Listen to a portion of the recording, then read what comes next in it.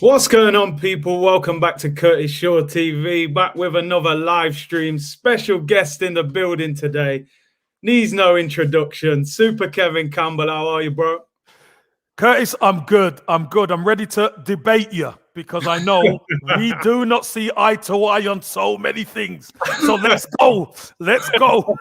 I turned up ready. I've got stats and facts to hit you with, man. But listen, I love it. I love it. Bring it on. That's what it's all about. Bring it on.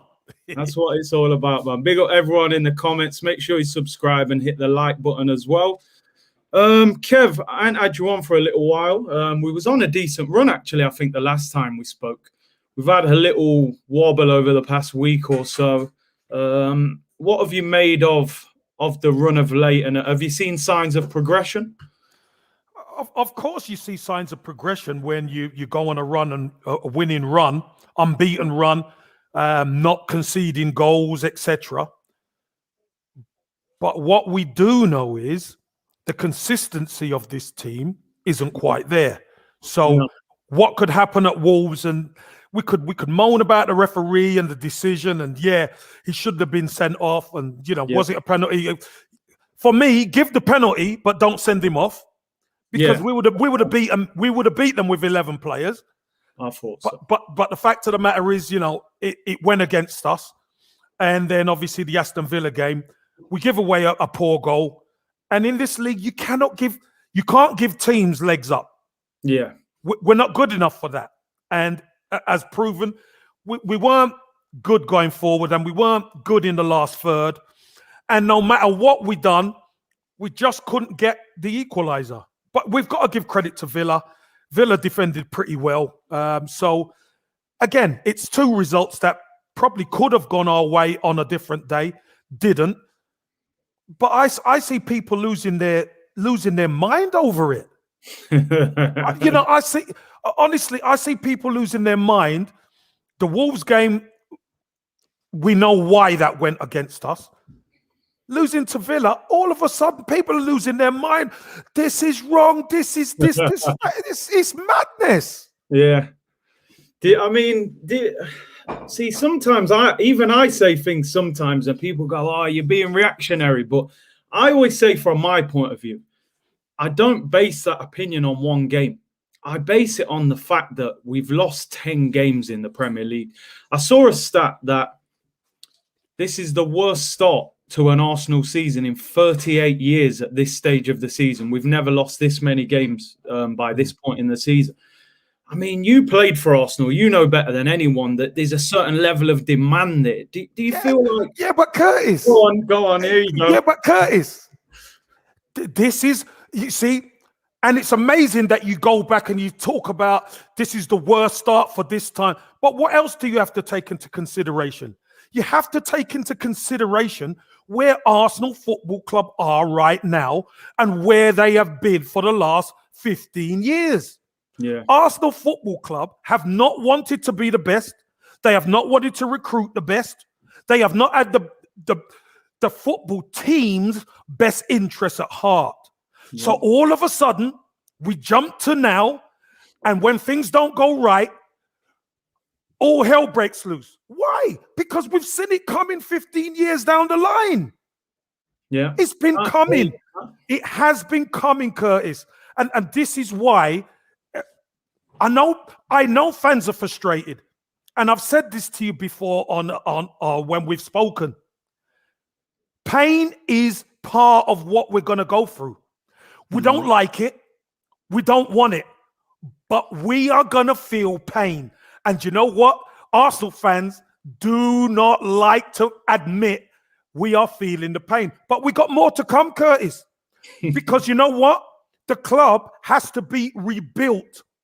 And it has to be rebuilt properly. And I hear people talking about, making light of the process.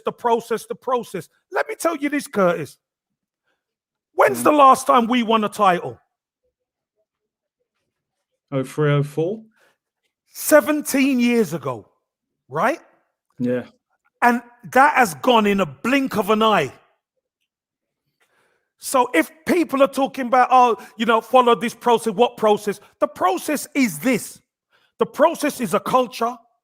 The process is a winning mentality that the football club have lost since we left Highbury. We have not won a title at the Emirates. We need a winning culture back. And in order to get that, we've had Arsene Wenger, who was our greatest manager ever, stats-wise. Yeah. But look what happened in the last 10 years of his tenure. We papered over cracks with FA Cups. We papered over the mentality of the club by qualifying for Champions League. And when really, Curtis, if we're honest, and I can't wait to see your stats, we have qualified for the Champions League, but the club have stood still. Yeah. And when you stand still in this league, other clubs start to catch you up and pass you. And now, what do I get chucked at me? Look at David Moyes at West Ham. Look at this one. Everybody's got money now. Yeah. Everybody could go out and spend. You go for their players. They want £80 million for their players because everyone's got money. Yeah, they've got money. It's a more even playing field, isn't it? I mean, look, you're talking about rebuild then. So I didn't want to focus solely on Mikel Arteta today. I do want to look at the bigger picture. Yeah, the football club. Yeah. It's all right saying we're rebuilding and trying to, make our way back up. But have we even got the right owner to rebuild? Does this guy even want to put Arsenal at the top of the tree? Well, here's the question I would ask, Curtis. When you look at what the club have spent, yeah, and you look at the business we had to do in January, the owner takes some blame. Of course he does. Yeah. But when you look at it's been over a long period of 15, 16 years. How could you tell me we have to pay players to leave our football club? It's mad, isn't it? It's ridiculous, man. It is. Listen, it's embarrassing, Curtis.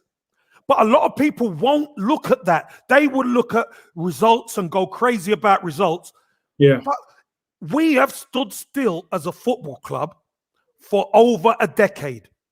And then all of a sudden, Mikel Arteta, we've seen it for the last 10 years. We needed a centre-half. We needed a centre midfielder. Yeah. The first things he done was try to address those positions. Yeah. That is an important part of the rebuild. We can't blame the owner for people not buying what the football club needs. That was down to Arsene Wenger for probably 10 years. We could see it. He never done it. And I don't know why he never done it, but he never done it. Unai Emery came in. He done okay. Yeah. And yes, he did do okay. But remember, every year we stand still, Curtis, we get worse. Yeah. So just notice that. We've got worse every year. We have, definitely. And that's why people are losing their heads. Oh, but we've lost 10 games. Yeah, because we haven't moved forward. And it's not just the fact that these players are better than they are. We know they can do better, but the consistency. It's the culture throughout the club. Yeah. The best bit of business we've done is getting rid of those wrong-uns in January. It's the best bit of business. And we've had to pay them off, Curtis. It's crazy. It's mad. It's embarrassing. You said there, Kev, about the owner. The one thing that I would try and put on him, though, if we're blaming the people who recruited the players, i.e. Wenger and Gazidis, but Kroenke left them in control. If you're a business owner and you hire two people to do a job and they're doing it wrong consistently, is the blame not then down on the owner to say, well, why are you leaving two people in charge who are wasting your money? Curtis, let me just recap what I said and then I'll move on to what you said. Yeah. I said the owner has to take some blame. Yeah. Of course he does, because he's the owner. But you can't tell me having Arsene Wenger running the ship, who has been the club's most successful manager, is a bad move by the owner. Nobody could tell me that. So you expect him to be able to, one, recruit well, two, get the right players in to be able to challenge for the title. That's what Arsenal need to be doing year in, year out. Of course it is. Gazidis comes in, and we are told, remember, when we leave Highbury, we're told we're moving to a brand new stadium and we are going to be challenging at the very top. Bayern Munich and that, they said, yeah. Yeah, them names were mentioned. The top teams, the Bayern Munichs of this world, we're going to be up there challenging with them. Yeah, maybe financially that was the case, but not by recruitment. Yeah.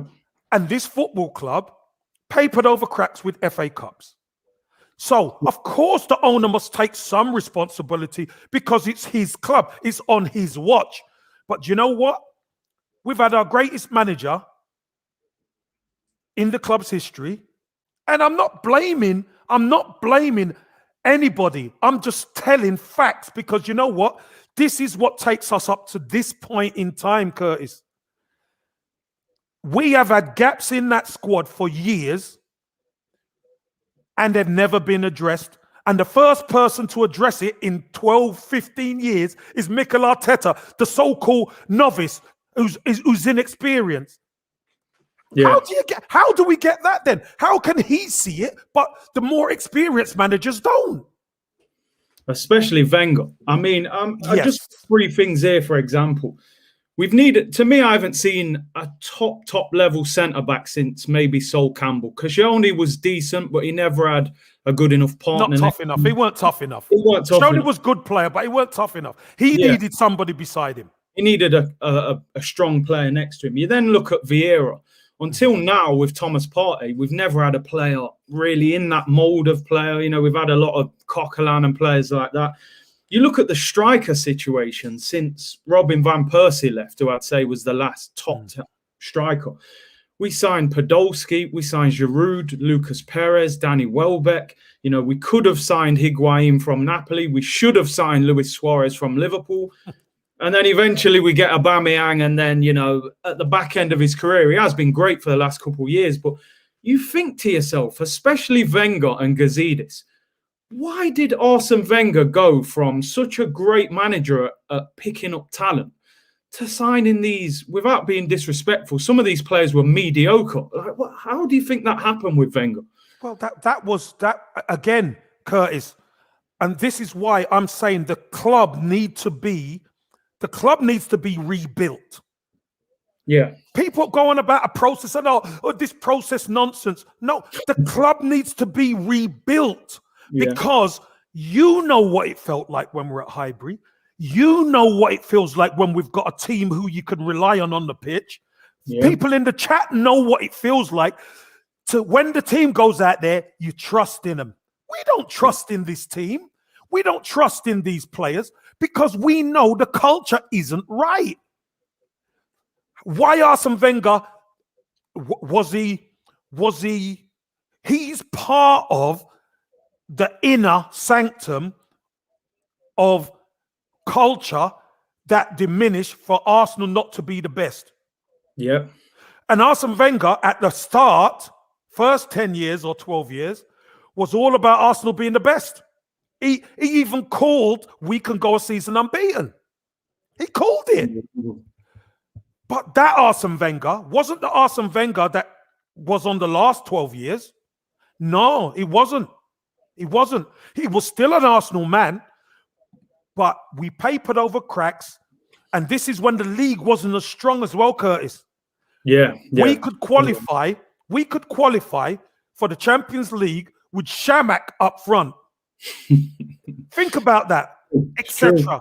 You stick that team in the Premier League now, they wouldn't get anywhere.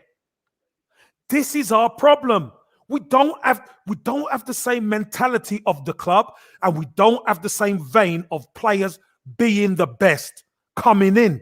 So what do we have? We have this. This is why the culture now is we have to pay players to leave. We have to get loan players. We have to see where we are. We don't know where we are. The players in the team ain't good enough. On paper they are, Curtis. On paper they are, but a lot of them are. On paper, they are. And you know what? They could get up for certain games in the Cup, like the FA Cup back end of last season. You know, they can get up for certain games and they could win a FA Cup here and there. But the truth of the matter is, Curtis, no, we're not fooled by it. And any Arsenal fan tell me it's down to Mikel Arteta. They're not looking at the big picture. They're not. I suppose, and you make great point. Listen, I can't argue with anything you're saying there.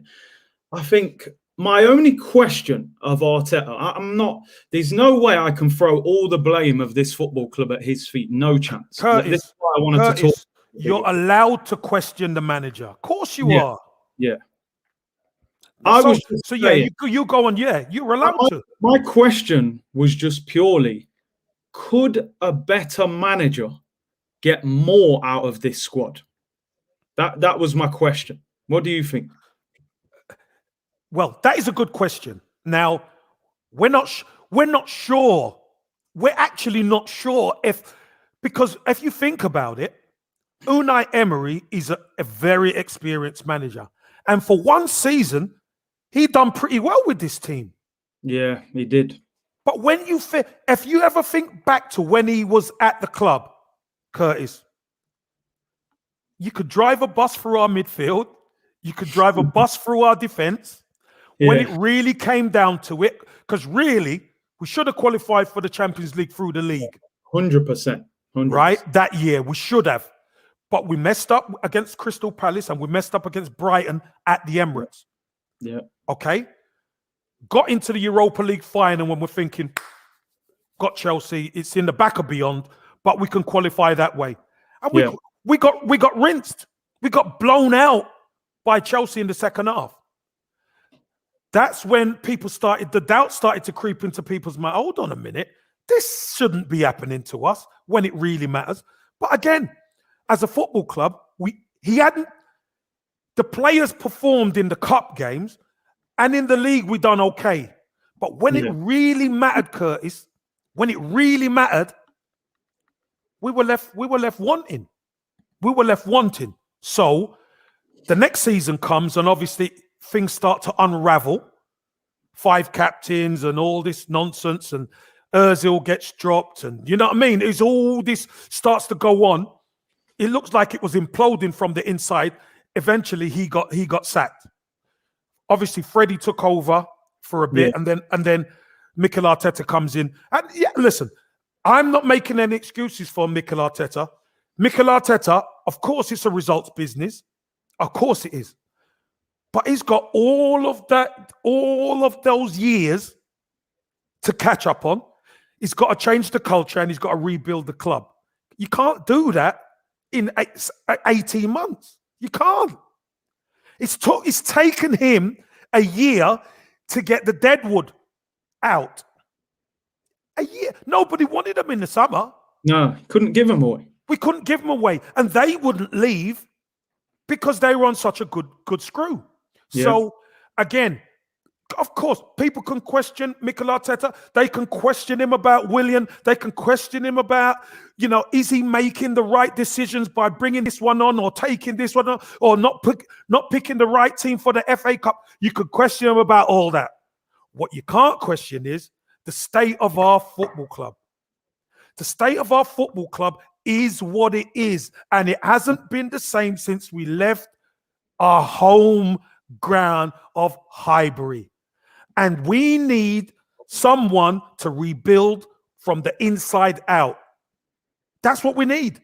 And if the hierarchy believe it is Arteta, fine. I've got no problem with that because it needs to be done. So the answer to your question is a more experienced manager maybe could get more out of these players, but that still doesn't answer the question about the club needs to be rebuilt.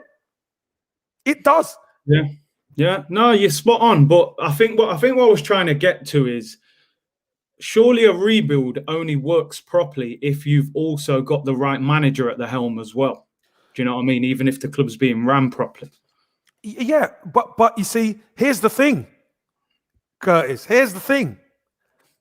In 6 to 8 months of Mikel Arteta being there, and that's with a lockdown in. Yeah. He wins the FA Cup. He wins the trophy. Now, you don't get lucky to win an FA Cup.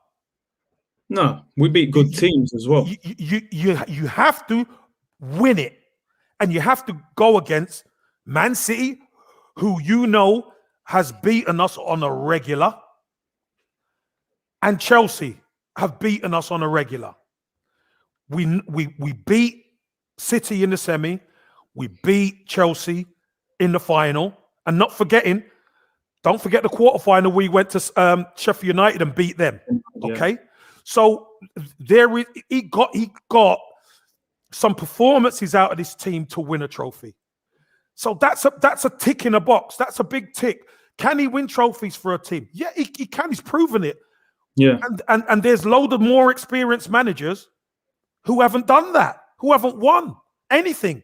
So that's a big tick in his resume box. Is he still inexperienced? Of course he is, Curtis. We know he's inexperienced. But getting a more experienced manager doesn't guarantee you anything. It doesn't. Of course. You know, Carlo Ancelotti, people said, look at Carlo Ancelotti at Everton. Yeah, but Carlo Ancelotti at Everton hasn't won anything at Everton. But Carlo Ancelotti... I think they're moving in the right direction, though, Everton, under him. Yeah, but again, Curtis, moving in the right direction isn't what Arsenal isn't. Arsenal need to rebuild what we are. We don't know what we are at the moment. That's why we're questioning everything. Because if you knew what we were, then you'd be fine. You trust what's going on in the background. You trust what's happening on the pitch, and you trust the football club. Do you trust the football club? Do you trust what's going on the inside?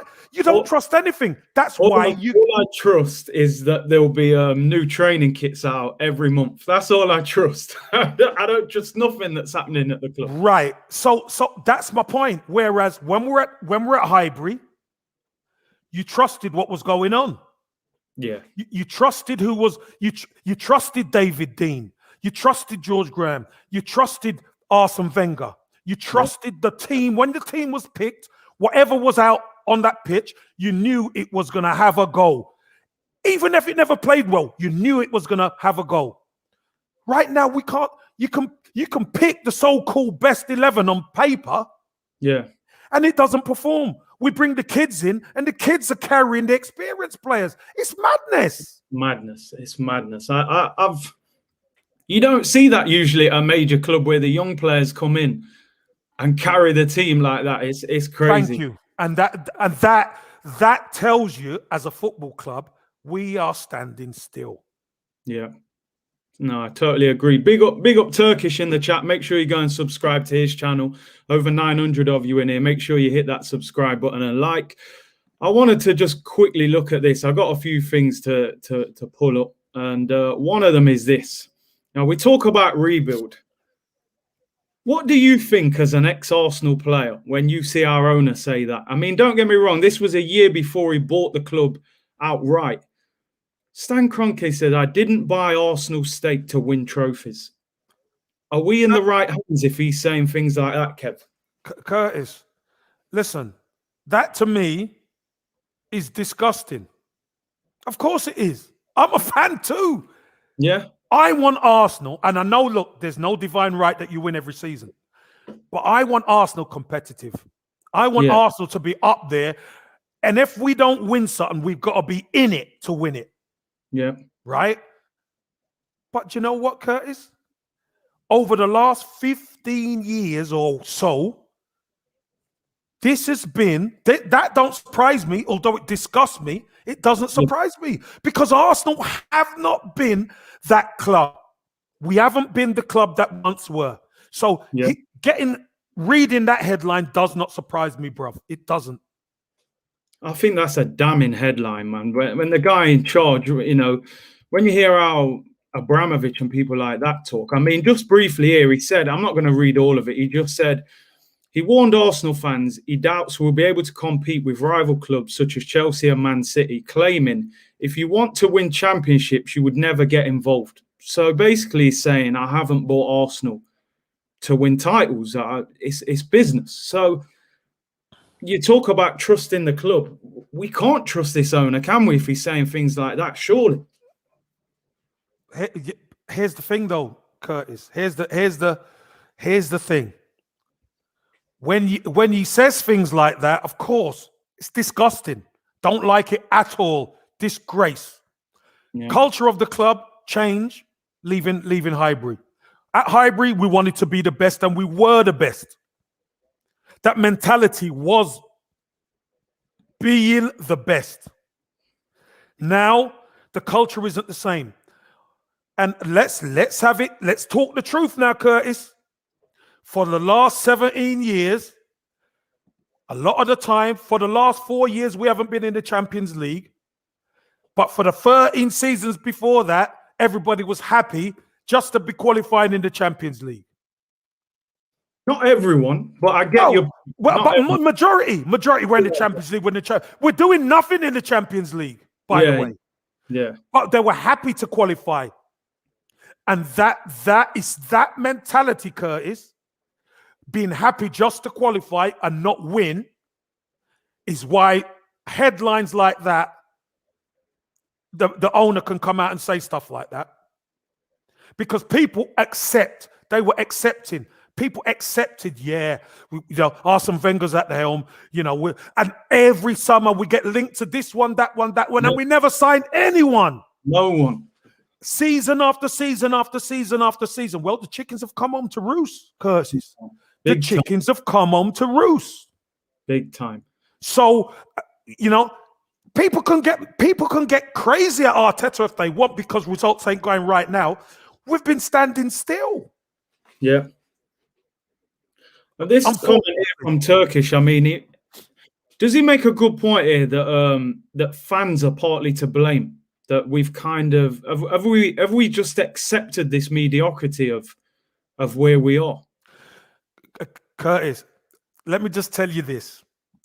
What has happened is the Arsenal fans have fallen for the straight up okie doke.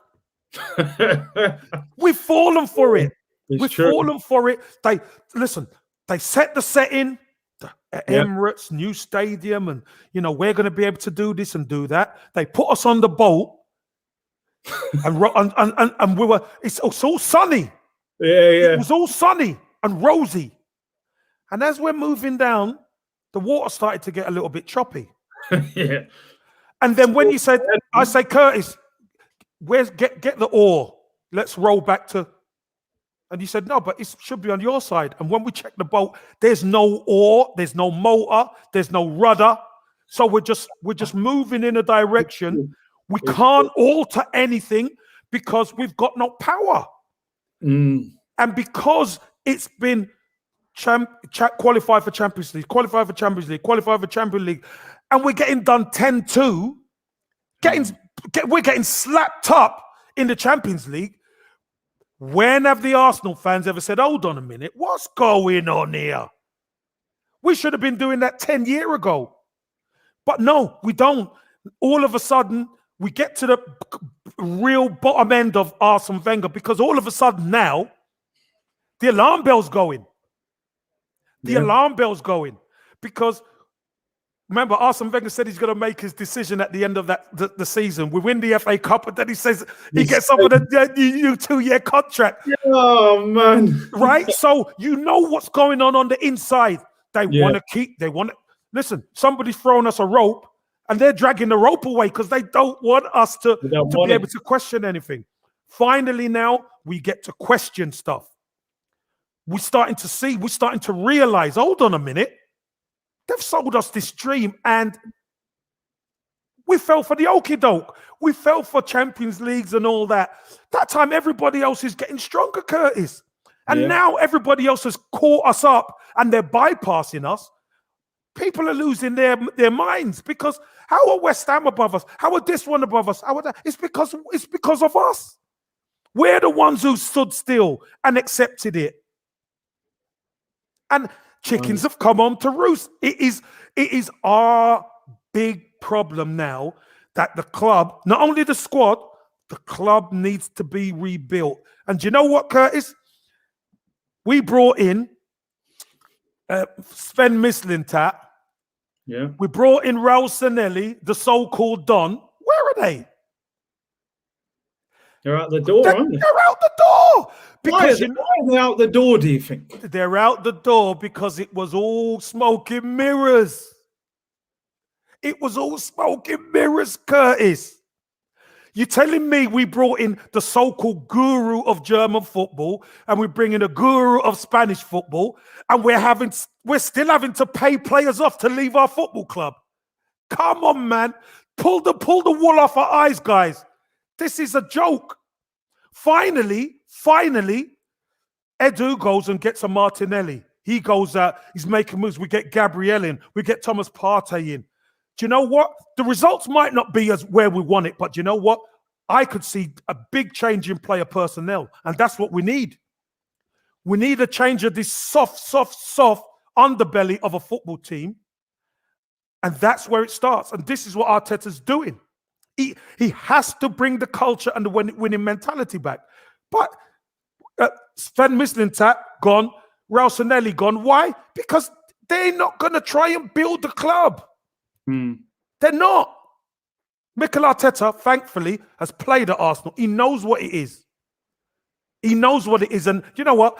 Whether you're Arteta in or Arteta out, the football club needs to be rebuilt and the winning culture needs to come back sharpish.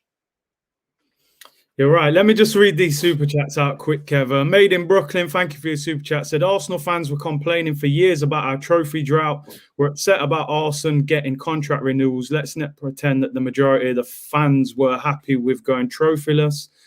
And Robbie says, get Edouard in from Celtic, a bargain at 15 to 20 mil, French under 23 top scorer, sell Lacazette and maybe even give Celtic and Nketiah. We'll talk about strikers and stuff like that later on. Obviously, you played for George Graham, you know, a great leader, great manager. Do you think that a manager has a big part to do with installing winning mentality into players, or is it something you've just naturally got as a player, do you believe? Well, I've said this many times, and I've said this over the years, and some fans agree and some fans don't. Arsene Wenger, when he came to Arsenal, inherited a winning culture. He inherited a team who knew how to win. Yeah. He inherited a back five that were as good as anyone in Europe. Yeah. And that's a base to be able to build a winning team from. Right? So the culture is already at the football club. The fan base have already got the culture in their head of win, win, win, win, win. Arsene Wenger brings in players who we don't know, who were quality players, but everything was built on defense. Yeah. Everything was built on that defense. So all the fair players could do what they want to do. You had Petit and Vieira in the centre midfield who were great players. Arsenal were moving forward. You could see the culture was just continued. The culture just continued. The problem we had was when we started to break up that team. I call it Fabregas's team. Fabregas's team all of a sudden went small. Yeah. And teams could never come to Arsenal and try and bully us. Yeah. You try and play football against us, we'll outplay you. You try and bully us, we'll outbully you. All of a sudden, Curtis, teams were coming, and I've spoken to managers about this. They say, get stuck into them early because that's what will win us the game. And we became soft. Yeah. But that's all part of the culture as well. That's all part of that winning mentality. So again, you know, this has happened for over years. You know, we've had, when you see things going on in the background and people leaving, board members and recruitment team and all that, that tells you the club ain't on the right footing. Yeah. That tells you, you know, Sven Mislintat comes and then Sardelli comes, then Mislintat leaves, and then, you know, Edu comes and then Sardelli leaves, yeah. Yeah, you know, what's going on? So obviously, the hierarchy and the owner must have said, hold on a minute. Whoa. These guys, I'm going to back Mikel Arteta because Mikel Arteta must have told him some home truths. Because if these people are any good, you would keep them at your football club. But obviously they couldn't be any good. Kev, do you think, I'm just looking back at the time when Emery left the club. At that time, Ancelotti, Mourinho, Pochettino, Allegri, there may be others, but they're the four that spring to mind. they're all out of work at that time. I'm thinking Arsenal, surely they go for a proven manager. I know Emery was proven, but I would say some of those names are even bigger than him, Ancelotti and that. Do you think, did they choose Arteta because they genuinely think he was the best manager to employ? Or do you think it was kind of, he's cheaper than them guys, he won't demand as much in the transfer market? Why do you think they chose him? Well, you can actually look at this two ways, Curtis. Yeah. But the two ways actually morph together. You could look at Mikel Arteta won't cost us as much as the big boys.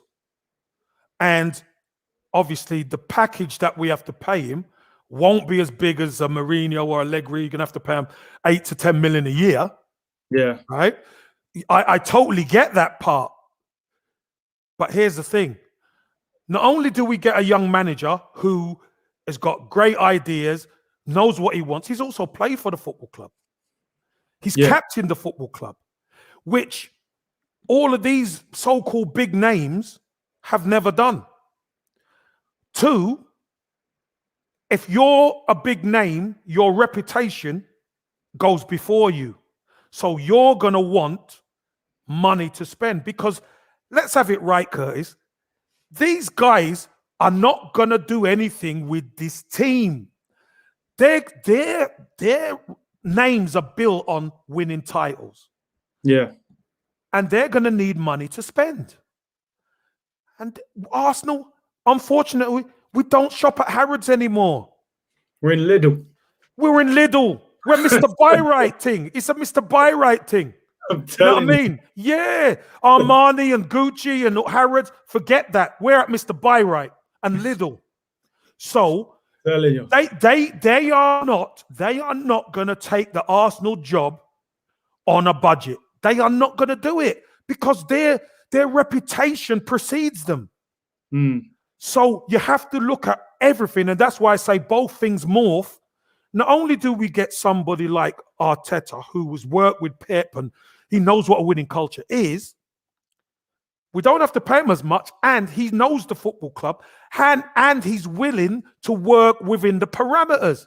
Because, listen, if you're shopping at Harrods all the time, it's easy to go and just buy. But that guarantees you nothing because Manchester City could buy, Man United could buy, Chelsea can buy. They gave Frank Lampard, look how much they gave Frank Lampard, and Chelsea were virtually as worse as us. So buying players ain't necessarily it. Yeah. It's buying the right players. Yeah, the key is recruitment. You have to recruit the right players and you have to build the right culture within the football club. And we've been lacking in that area. And I was one, Curtis, I could tell you, when Unai Emery got sacked, I said Allegri. Yeah. I said, I don't know if we're going to get Allegri because we haven't got the money. Speaking of recruitment, I'm bringing someone else into the show, and this is a big money signing, by the way. Someone we all know well. The judge is back. Oh, here we go. Here we go. Here we go. Someone in here to back. Hold on, let me take my top off because this is going to start getting hot. This. Why, Louis, how are you, mate? I've been listening to him defending his mate again, Curtis. I can't believe it. I can't believe it. No, he's put up a good argument, but we're talking about the bigger picture, obviously, more today. But no, Lee, I had you on yesterday, but what have you made of it this season in general, anyway? Listen, what Kevin says is right to a certain degree, and obviously I do agree with it. It is about the recruitment, but. And shopping in Harrods is something that Arsenal will never do. We've got to be. Unfortunately, we're shopping in Lidl's at the minute, which is not. Is not what we actually moved to the Emirates for. But for me, I think I think that what we're doing is the right thing. We've got to get a coach and coach these players and make them better. But at this moment in time, it is a process, and I get that, but it is becoming a little bit. I'm getting fed up with losing, and like Kevin, I know, like me and Kevin have spoken about this before when we've turned around and said, you know, they've got to go through the pain barrier. But my God, I'm going through the pain barrier at the moment, like, you know. And it comes to it, you know, and I'll be honest, you know, I enjoyed last night more than I'm enjoying the Arsenal at the moment, like, you know, enjoying Spurs defeats, you know, and that's a little bit sweeter when it's Everton, I must admit, like, isn't it, Kev? But you know, that's how it is at the moment for an Arsenal fan, and that just shows you how far we've dropped as a club and our expectations as fans. So that's why I'm desperate to see things happen. And you know, it's slow and whatever, but for me, I don't think Arsenal, with all these players that they've got, we should be where we are. And this is the worst team now, as we said yesterday, in Arsenal's Premier League history. And that is not good enough. It's not good enough. Lee, here's one thing I will say to you. On paper, we are not the worst. But if the game was played on paper, do you understand what I mean? The key to all of this, we all want the same things, don't we? We all want Arsenal to be up there, winning and challenging. That's what we all want. But in order to get to where we want to get to, Arsenal have been stagnant for the last 10, 12 years. Nobody could say Arsenal have been progressing. We haven't. And in the last 4 years, we've been getting worse, season after season after season. So why do people think all of a sudden it's just going to change overnight? It is not. And I know people don't like losing. I hate losing. But do you know what I do? I know I'm going to have to take the pain now, because you know what? If I don't take the pain now, we've had experienced managers previously who never moved the club forward. On the back end of Arsene Wenger, it was getting worse. Emery came in, he made a little bit of a jump, but we still couldn't qualify for the Champions League. So what makes everybody think all of a sudden it's just going to get good? It is not. We have to take the pain and we have to see the rebuild of our football club. Because you know what? I said it to Curtis before, Lee. When we were at Highbury and we had those teams with the right culture, you could turn up at Highbury and you could trust what's on the pitch. You cannot... Mikel Arteta could pick a team. You don't even know what they're going to play like. We've been going like that. We don't know what they're going to play like. So we can't trust what's going on. Mikel Arteta don't trust what's going on until he gets his team together. He's had to pay players to leave Arsenal. What kind of club are we now?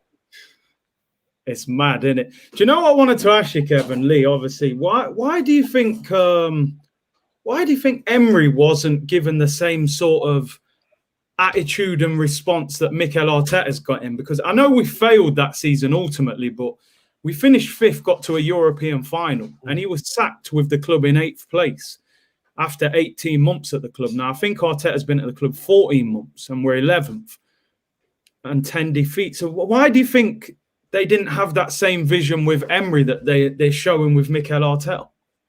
Lee, do you want to go or do you want me to go? I'll go for it, if you don't mind, Kev.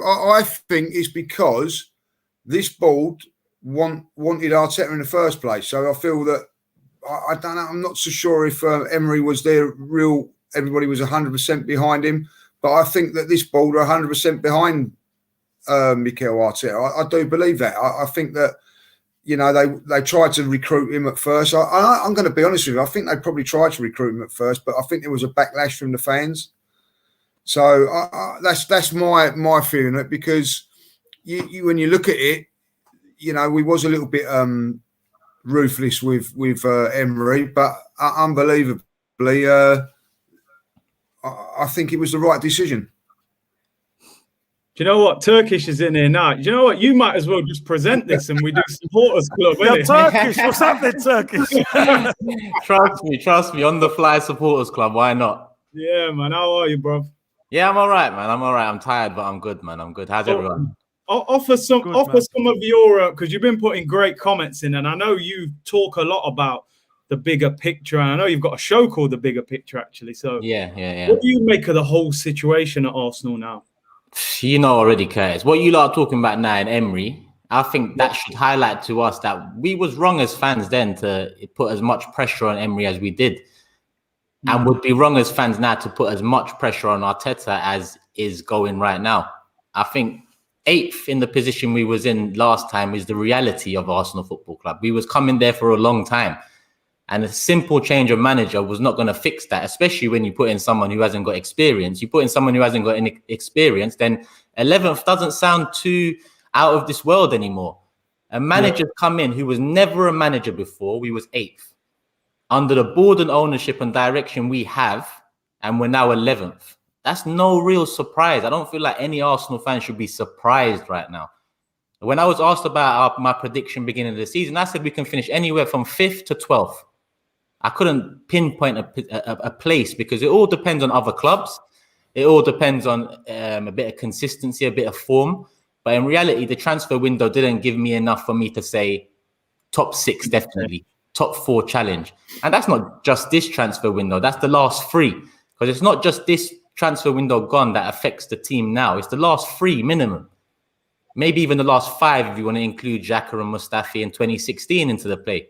Because we're essentially just getting rid of them now. Ozil, these are problems that have been everlasting at the club in the last 5 years. They've seen us go from Champions League to Europa League. We went into that transition with some of these players in our squad now. Yeah. How can we expect these players in the squad now to bring us back to the level that they dropped us out from? We can't. We can't. And as much as Arteta does deserve to be critiqued, every manager can be critiqued.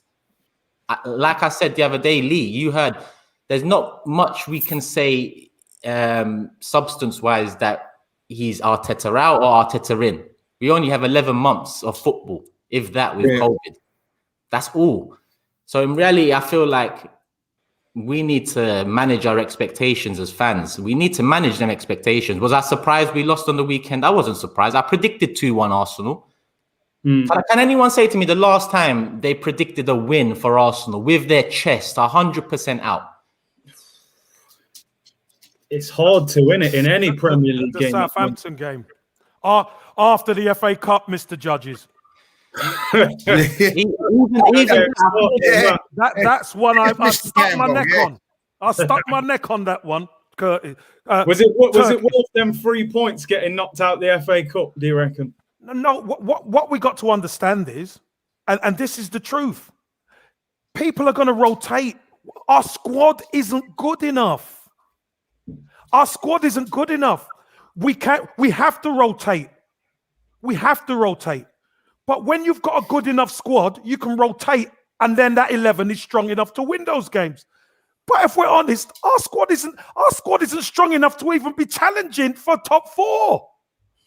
So what gives us the right to think that we're going to be able to challenge a Southampton side away at their place and we're depleted?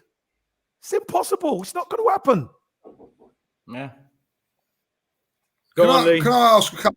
I need to ask this a couple of questions. Well, the first question is: look at Joe Willock. I haven't seen him play like that when he played for Newcastle the other day. Not seen that. Is it because is it different pressure or whatever? That's my first question to you, Kev.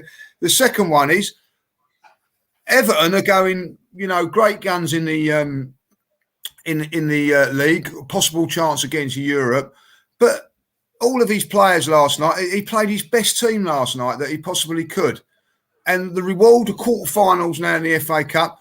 And the third point, I've got to make this like Kevin's not so gutted that Arsenal gone out because he's got another banker with Everton, like in the cup in the mix. We haven't got that. What's up, Judges? What are you on about?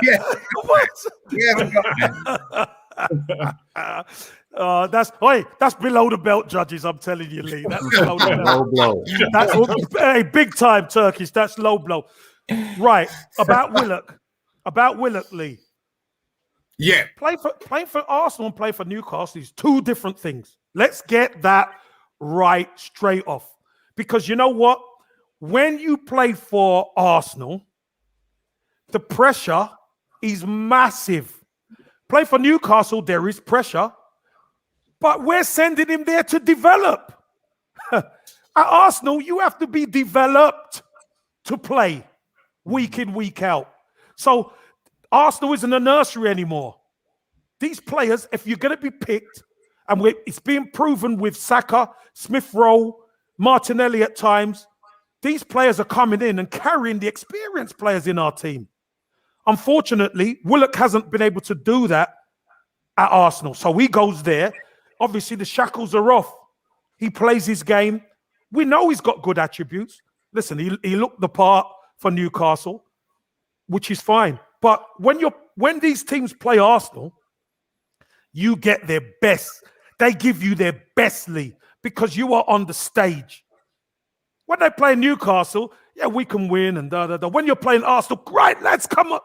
It's a totally different thing.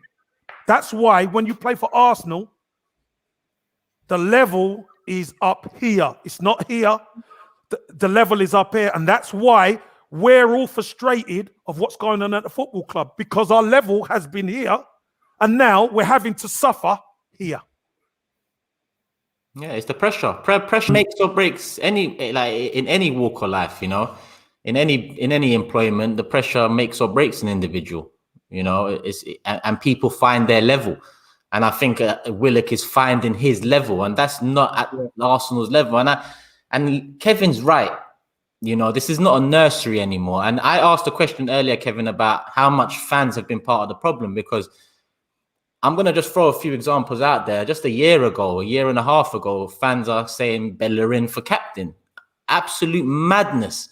Like, have we not learned our lessons? Now, even with this nursery comment, you know, we're not a creche. We're not, like, we want young players to succeed. But at the same time, we need to have the reality that not all of them will succeed. This is not the Man United early 90s era coming through. That is not Joe Willock, Eddie Nketiah, Reece Nelson, all of these. It's not.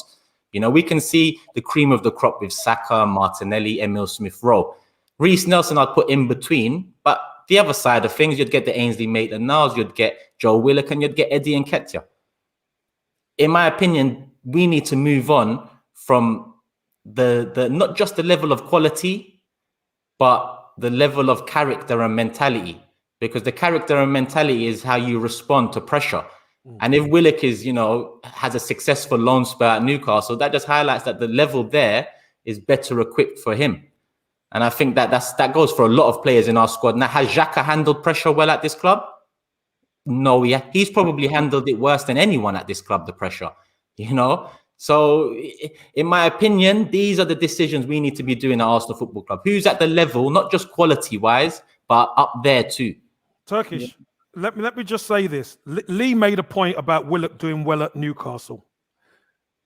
But what does that say about this Arsenal squad? Willock can't make that move at Arsenal. And we're going crazy because our level has dropped. So Willock can't do it at Arsenal, but he goes to Newcastle and shines at Newcastle. And we're at a diminished level already, Lee. It's usually what happens. Sorry, Lee, let me just say this part. Usually what happens, we all know, the young players come into an experienced group, and the experienced group looks after the youngsters coming in. Because you know their level is always going to be here. Arsenal's level's here, and Saka, Smith Rowe, and Martinelli at times are lifting the boys' level up a little bit. This is madness. You cannot run a football club, a big football club like Arsenal, like a creche. You can't do it. And this is what our problem. We don't have the horses in the race, unfortunately, anymore. Go on, Lee. Kev, sorry, Lee. No, before I was going to say, Pat. No, go on, Lee. Go on. I was just going to say about like youth players coming through and all that. Like, you know, we were very fortunate going back in the day when we had in the George Graham era of players coming through that you knew that were gonna do things. You know what I mean? But I look at that and say, right, Michael Thomas, David Rocastle. You know, Paul Merson, when he first came into the side, I was unsure about because he was a little bit slight and whatever. But there was 5, 6 Tony Adams, and then obviously Kevin coming in here as well. But my argument to that is that they were great young players, but they had players to look up to in that side. I don't care what anybody says. Players that were there, that were the David O'Learys of this world. You can talk about like players like that. There was, you know, Steve Williams when he was coming through, like players Kenny Sansom and all them, yeah. Yeah, they're there. Look at what these young kids have got to look up to and what's going on. And that is a big problem for me. Like our senior players are letting us down all the time, you know what I mean? And I think people try to compare Arteta with George Graham. And I don't think Arteta is nowhere near as ruthless as what George Graham was. You know what I mean? If a player wasn't doing it at Arsenal, I don't care who he was and how big a wages he was on or whatever, there was that didn't mean nothing to George Graham. Bosh, you're out. I feel that under this manager that he continues to give those players that are letting him down too much opportunity. Too much opportunity. Lee, just add on to what you said. The reason why George Graham could be ruthless is because he had the horses coming up to replace them. If you haven't got the horses to replace the quality that's in the team, you don't change them to make the team weaker. That's not what you do as a manager. You take, and don't forget, George Graham went out and bought Steve Bolden and Lee Dixon. He brought in Nigel Winterburn. 2 fullbacks changed from Kenny Sansom, England left back, and Viv Anderson, England right back. He swapped them out for Nigel Winterburn and Lee Dixon. Could you imagine that was the case now? What the fan base would do? No. The fan base would have a meltdown. But George Graham knew he knew what he wanted. He knew what he was going to do. And do you know what? I remember at the time, fans were saying, why are we signing players from Stoke, etc.? Remember, Stoke were a second division team. But he had the vision, and you've got to let them manage. And then luckily, or fortunately, you saw enough progress and a League Cup win, and in the manner of the League Cup win, that bought him some more time. Because don't forget, after winning the League Cup in 1987, 88 was a barren year, Lee. We won nothing. Yeah, you lost to Luton, didn't we? Yeah, we won nothing. We got to a final, but lost to Luton, and you think, geez. But again, you saw enough progress, and there was more players starting to get incorporated into the team, and then it was 88, 89. That's when the league title run came. So he had 3 years to build it. 3 years. And I know people say, let's change the manager. The football club is in a bad place. It's been a bad place for the last 17 years. We are not challenging. We have not challenged for a title for 17 years. I don't want to be like Liverpool and get to 30 years. I could tell you that. So we've got to allow somebody to do it. Do you think like then the fans are like, because of social media and everything, like we're impatient? Because I can go back to that, to when you was that time when you were talking about, and when we lost to Luton that day, which by the way we should never have lost. Coming out of Wembley that day, I don't remember any of the fans going, all right, let's get rid of George Graham. Let's get rid of George Graham. But as soon as we like have a loss in a final or something like that, let's get rid of this manager. Let's get rid of this manager. Is it a different culture now? Yeah. It's a different culture, Lee. It's a different culture now, Lee. Lee, and you know the funny thing? All of the guys on here were around at the time where the club were building, because we've had to build twice. George Graham built the foundation, and then Arsene Wenger built the invincible teams, which was great. How many of there's new Arsenal fans and how many of them have actually been part of a rebuild? And if you don't know what a build feels like, so you're going to be reactionary. You're going to, results don't go your way. Yeah, you pull your hair out, you go crazy. But at the end of the day, I always say you've got to look at the big picture. Arsenal have not challenged for a title in 17 years. And it has gone like that. So we're going to have to allow somebody to build. And a big name manager needs money to build. That isn't the way Arsenal do it, because we can't shop at Harrods. We can't go out and buy the best players. So we have to allow somebody to build. Do you think with such a big job on his hands, though? Because like you said, Arsenal is in a mess, and you see how much Arteta's had to deal with since he's been there. Do you think bringing a manager in that had never managed at any level before was a massive risk? Like, of course it is, Curtis. Of course it's a risk. But you know what? I think the Cronkies said to themselves, this is a risk we're willing to take, because remember, an experienced manager, his reputation goes before him. If you think about it, if Allegri came to Arsenal and he doesn't have the horses, and he might need 250 million to get it to somewhere that he likes, he ain't going to get that. He's not going to get it. So why would he stake his reputation at Arsenal when he's going to be on a hide into nothing if he doesn't get that money? It's not going to happen. These guys' reputation is everything. They're not going to risk it. They are not. So, again, it has to morph. We got somebody who's affordable, and we need somebody who can come in and work to the parameters of the football club right now. And that's what Mikel Arteta said. I'm happy to do that, because I believe in the way I see this club going. And that's the thing. They're backing their man. And you know what? Sometimes fans are emotional. They're not the best people to make decisions about managers. Yeah. No, that's right. Turkish, I just wanted to get your point of view, because obviously you've spoken about ownership and things like that in the past. I put that article up earlier of Kroenke saying I didn't buy Arsenal to win trophies.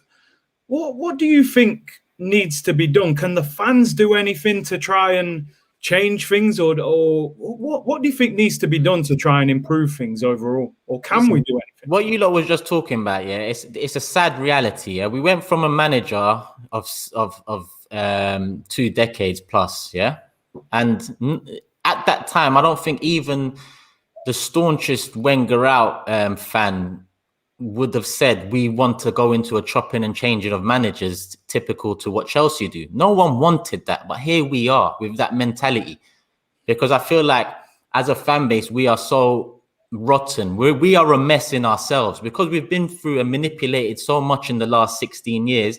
And the fact they used Arsene Wenger as a pawn in this game, yeah, like Kroenke ruined Arsene Wenger's name for a lot of fans at this club, for a lot of fans, because as much as I remember the great days, I remember what it turned to.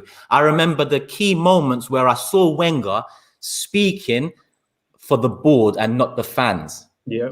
And that was key behind why I turned and said Wenger is part of them. He is their shield, and there's no greater shield than a legend of the club. So once that legend is gone, in my opinion, I thought to myself, well, the floodgate should open. I even said at that time, we might go down to 10th before our fans realize. And here we are in 11th. But our fans are not realizing.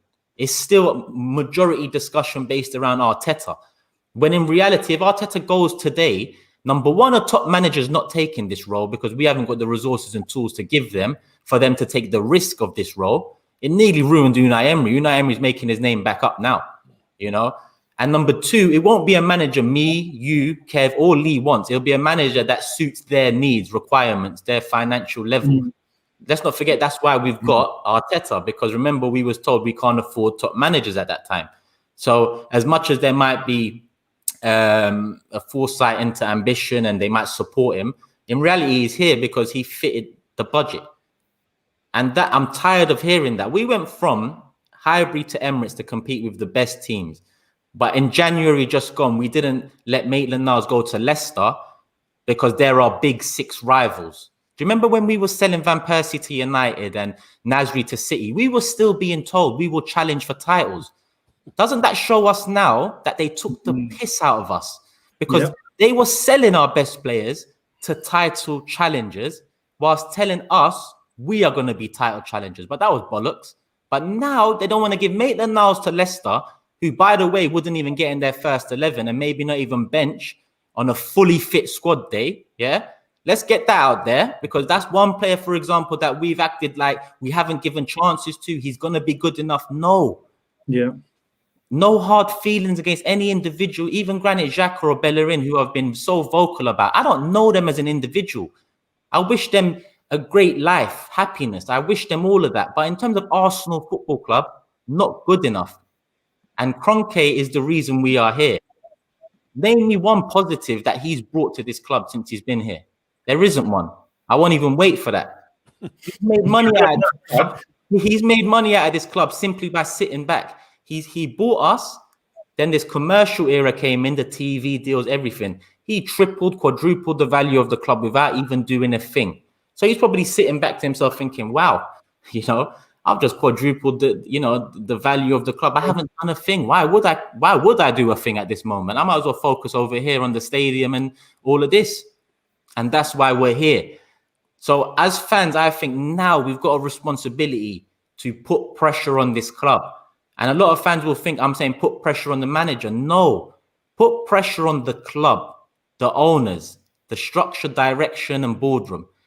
Because if you even want the best for Arteta, or even if you don't want Arteta and think he's the wrong man, then surely the pressure on above will lead to what you want, what I want, what Kev wants, what Lee wants. We all want success for this club. Yeah, of course. But some people lean more on Arteta, some people more on Kroenke, some people on players.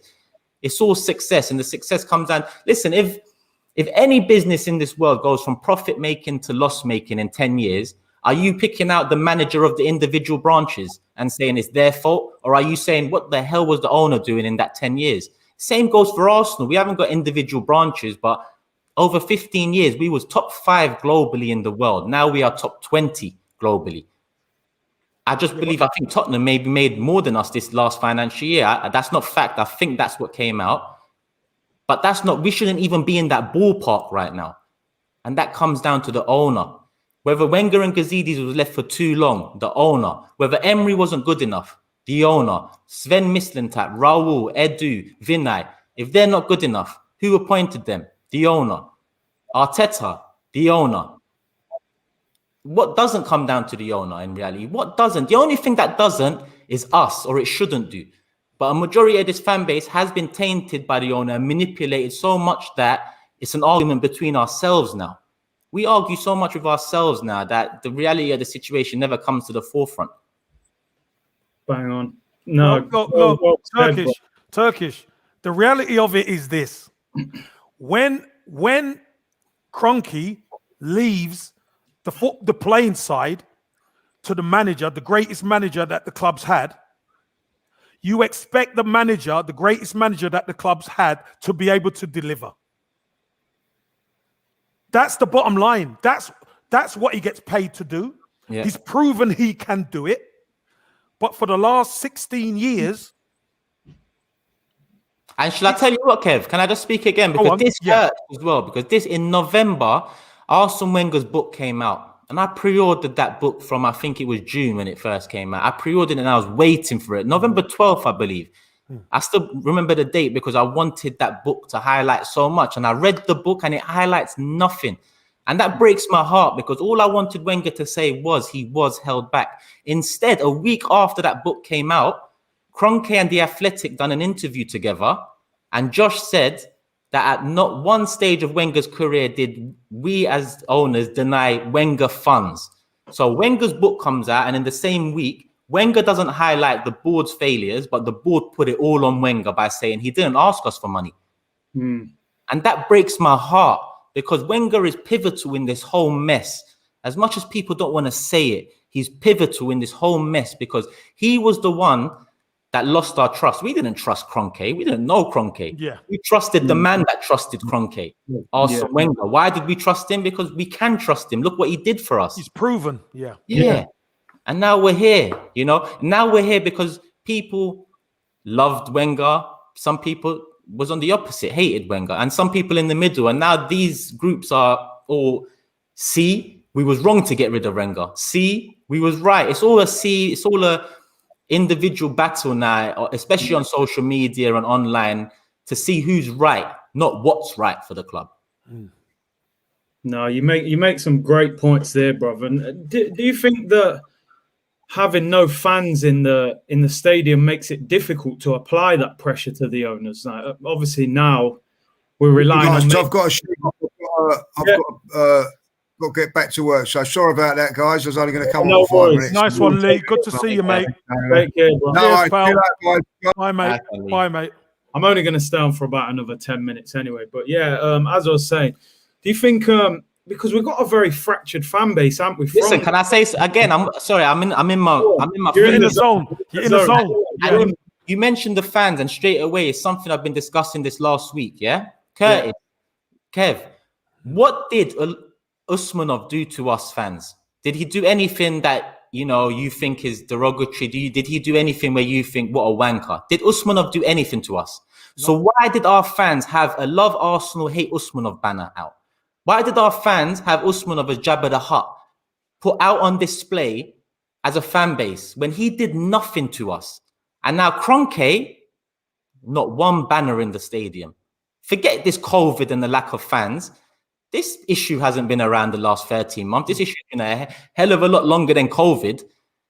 What I don't get is in the short space of time, Usmanov hinted at the idea of, bringing in funds, hinted at the idea of supporting the club and wanting to succeed. The fan base comes out and promotes, hate Usmanov. But Kroenke, who's taken the piss for so long, Teflon. No one touches him. No one talks about him, and I don't understand it. I really don't understand that. Turkish is planted. Yeah. It must be. It's got to be. Usmanov has said he is willing to bankroll the transfers. Yeah. Just like Abramovich, to make sure we get back up there. Now, which fan is going to turn around and say they don't want that for our club? No one is. But yet, people getting banners and disrespecting the guy. No, that's a plant. Somebody's planted. That's planted. Mm-hmm. That is planted into the fan base to get him out. And then obviously that all comes out. He sells his stake and he leaves because, do you know what? Usmanov put in a lot of money and they wouldn't even let him on the board. Yeah. They wouldn't let him on the board. You know why they wouldn't let him on the board? Of course. You know why. 30% owner, Kev. Imagine you own 30% of something and you can't even put You ain't got a voice. Yeah, you ain't got a voice. Has he bought shares in Everton now? I don't think he's got shares in Everton just yet, but they're talking about that. Obviously, his friend Farhad Mashiri is the owner now, and they're friends. And obviously, Usmanov is so much more wealthy than Mashiri. Yeah. That, if Usmanov was to say, all right, then I'm going to take a chance. Obviously, listen, Usmanov's a gooner. He's an Arsenal fan. But the hierarchy edged him out. They eased him out.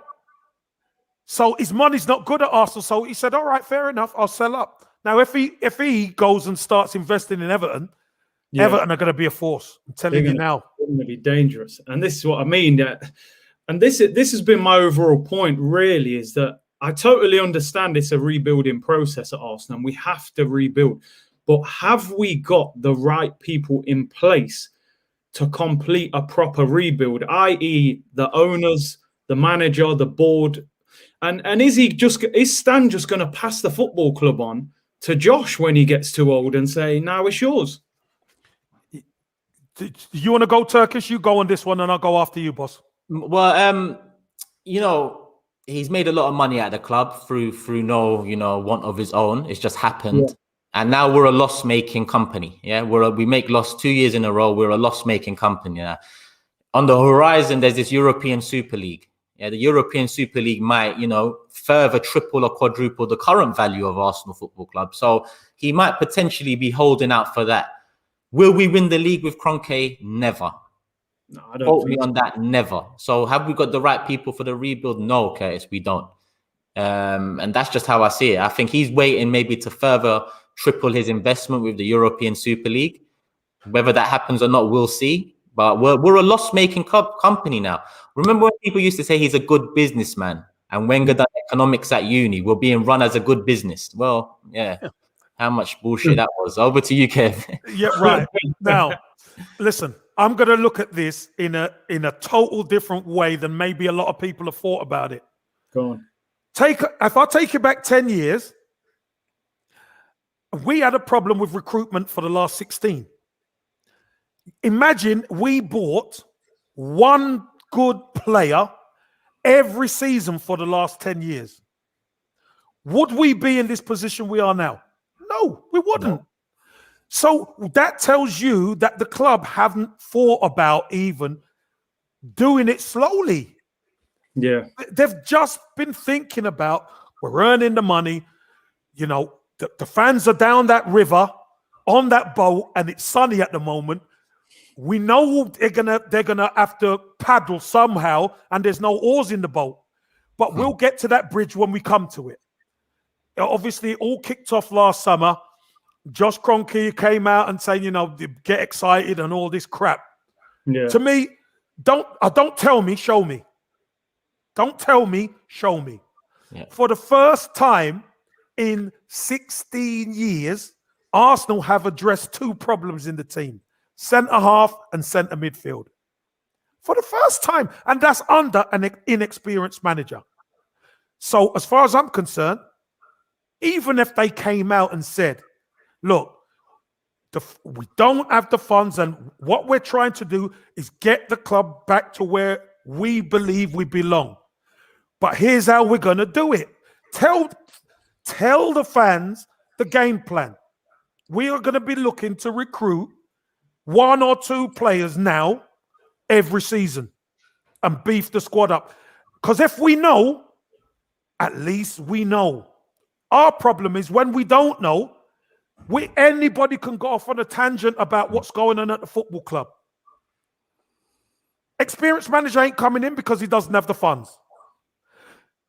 Inexperienced manager comes in, he's too inexperienced. He makes mistakes. He doesn't do this. He doesn't do that. Look what he is doing. He's got the deadwood out. He's brought players in that we need. Right. Let's have that winning plan and culture to move forward. But fans don't want to hear that right now because as far as fans are concerned, we're a big club and we should be challenging at the top. We are not that club anymore right now. We are not that club. And it hurts, but it's the truth. Yeah, man. Just finally, before we round it up, what do you think Arsenal have to do on the pitch to improve things? You know, obviously the goals. I read this is one of our lowest goals tally at this point. When you see the amount of goals, you know, Aubameyang and people like that were scoring last year, what do you think we need to do to try and add more balance to the team? And, you know, people are saying we're defending better. How do we then address the other end of the pitch? Well, the experienced players have to play better. Yeah, because they're the ones that are not performing. Yeah, you're right. Yeah. What do you think? What do you think of? A lot of people are talking about the striker situation next season. You know, Lacazette's got a year left. Would you renew his contract or not? Do you then move Aubameyang central, or do we have to bring in a new striker? Go on, Turkish. Eddie and Lacazette got a year left, and I'd move on from both this summer. Yeah, I just think that with Lacazette, it's a shame it hasn't worked out. And with Eddie, you know, he's had the chances to prove himself, and it hasn't worked out. Move on from both, and that's why I say, especially in the league now, maybe we need to see more of Oba up top to see if he can play with Emil, Saka, and Martinelli or Pepe behind. Because right now it seems like we're happy with those 4 in the 3 positions behind the forward. It's what we're going to do with that striker. And if Oba's not going to be the one to work, then we're going to need to get in someone that's going to push him for competition. But if he does, maybe you get someone a bit younger and someone who can go into that position. Maybe Martinelli crosses into that position when Oba finally finishes here. But I think the importance of seeing if Oba works there right now is integral. I don't want to start next season hoping that Oba works there. I want to know now. Yeah. What do you think, Kev? Look, for me, I just think Arsenal need to really look at getting younger. Yeah. Especially at the top end of the pitch. Obviously, we've got some fantastic youngsters, but you can't put the club on the shoulders of the kids. I know Saka's an unbelievable talent. I know Smith Rowe's an unbelievable talent. Martinelli's an unbelievable talent. But this is Arsenal Football Club. You cannot put the club on their shoulders. You're supposed to be helping them to get to a level with the quality and experienced players. Unfortunately, our experienced players haven't turned up yet again when it really matters. So, do you keep them or do you start to move them on? For me, you got to get ruthless and you got to start moving people on because they've proven over the period that they can't do it on a consistent basis. So I'd rather we go younger. I'd rather you look at, listen, and I think Lacazette has been great. He plays with his back to goal and he links up great with these players. But Lacazette, you're going to have to cut Lacazette. You're going to have to sell Lacazette and you're going to have to get somebody else in. You're going to have to get somebody else in because you know what? We put in 30, 40 crosses a game and we got nobody to head it. It's mad, isn't it? So, you know, I understand there's times where Oba can play up top, of course, and there's times where you could put him on the left. But what we need a range of players of different talents and qualities to choose from at the top end of the pitch. There's times where we're going to need a big striker who can hold the ball up, get it, and the guys can get down the line and cross it, and he could head it in. There's times where we play Oba up there where we're going to cut through teams. We're going to pass through them, and we're going to release Oba to use his speed, etc. There might even be opportunities where Martinelli plays there, and we use him for his energy, and you know he could run channels and do what he does. We need a front five that are interchangeable as far as I'm concerned. Then that means you need players on the bench who, when it ain't going right, you can say, right, you come off and you go on. And that makes a difference. We don't really have that right now. But that's what I would do. I would look to revamp the whole front lot. Whole front lot. Let me just read this super chat quick. Aaron said, off topic, but a question to all three of you. Favourite Arsenal strip ever? The O2 red one. Probably. Favourite Arsenal kit? I don't really have a favourite one. When the badge is on it, especially the old badge, I love pretty much all of them. You know, I can't lie. The blue one stands out. The Nike one, obviously, the bruised banana one stands out too. Yeah, bruised banana for me was one. Was unbelievable kit. Kev, I've got a bruised banana. I need you to sign it. So I'm gonna talk to you after. Yeah, I'm gonna send it over to you to sign for me. No problem. Wait, give us a name. A lot of people, to me, the striker I would like us to get was playing last night, and that is Calvert-Lewin. Listen, Curtis, this is where we need to manage our expectations, bro. I know. We have no chance of Calvert-Lewin this summer. Thank you. You took the words right out my mouth. I know, but I know. Maybe I still think we're playing in the O2 and we're winning things, but no, don't get me wrong. I'm not saying Calvert-Lewin would probably want to play for Arsenal, but we don't have the resources and the direction right now to draw him in my opinion, from Everton. And with Mashiri and Usmanov behind, you know, I think we're more realistically going to look at someone like Danny Ings with a year left on his contract. Would you take Danny Ings? Would I take him? If we make sure we fix central midfield a bit more, get a new right back in, then I would take Danny as, okay, maybe a 4th or 5th choice signing in the summer. Yeah. But if he's like a pinnacle signing, like major, no. You wouldn't have him as your main. I'd bring him in with maybe 2-3 year contract and say backup striker. Would he take that though? I mean, he's number 1 at Southampton. He ain't going to come off and be backup. And what you have to look at as well, guys, is Danny Ings played for Liverpool, where the pressure is very similar to Arsenal. And he suffered injury, but he didn't really do it there. Yeah. And he's doing he's done well at Burnley, and he's doing well at Southampton. And maybe, you know, that's his level. maybe that is. For me, I look at Arsenal and I just say to myself, you know what? I'll say, you know, somebody like Edouard's a decent player at Celtic, but does he scare people? I don't think he does. I think we need somebody who will scare people. But we unfortunately, the resources are going to dictate who we go and get. Yeah. You know, that we don't have massive money to spend. No. A player I'd like to see at Arsenal, I'll be honest with you, and I thought he got a raw deal at Manchester United, is Lukaku. Lukaku is big, strong, quick, scores goals, knows the Premier League. I was a big fan of Lukaku. I liked him at Everton. Really liked him.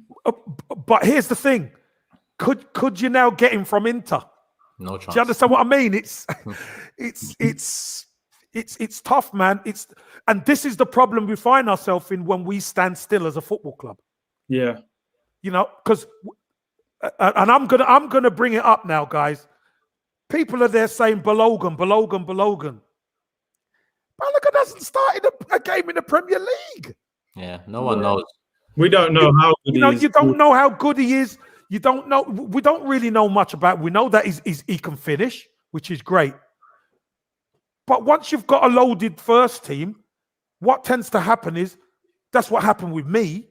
You go out on loan and prove yourself. When you go out on loan and prove yourself, then the manager starts saying, all right, you can come in and we can start incorporating you within the squad. Yeah.